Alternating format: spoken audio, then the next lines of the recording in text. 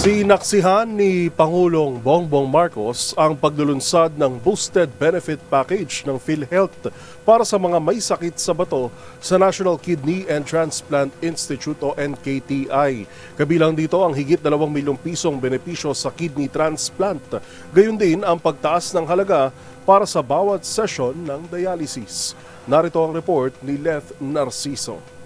Formal lang inilunsad ang bagong benefit package ng PhilHealth para sa post-kidney transplantation services. Pinangunahan ni Pangulong Ferdinand Marcos Jr. ang aktibidad kasama sina Health Secretary Ted Herbosa, PhilHealth Acting President and Chief Executive Officer Edwin Mercado at iba pang opisyal sa National Kidney and Transplant Institute sa Quezon City. Ang Z-Benefits Package ay komprehensibong coverage para sa matatanda at batang pasyente na may stage 5 chronic kidney disease.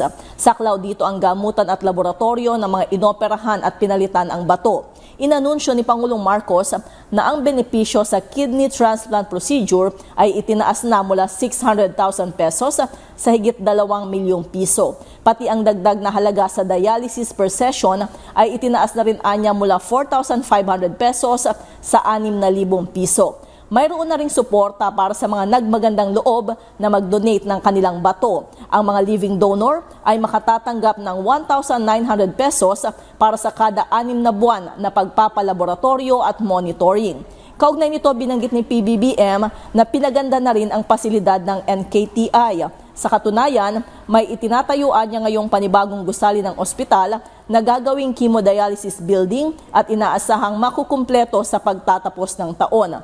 Ayon sa Pangulo, ang mga ganitong benepisyo at programa ng pamahalaan ay tugon sa patuloy na pagtaas ng bilang ng mga kaso ng diabetes at kidney diseases sa bansa.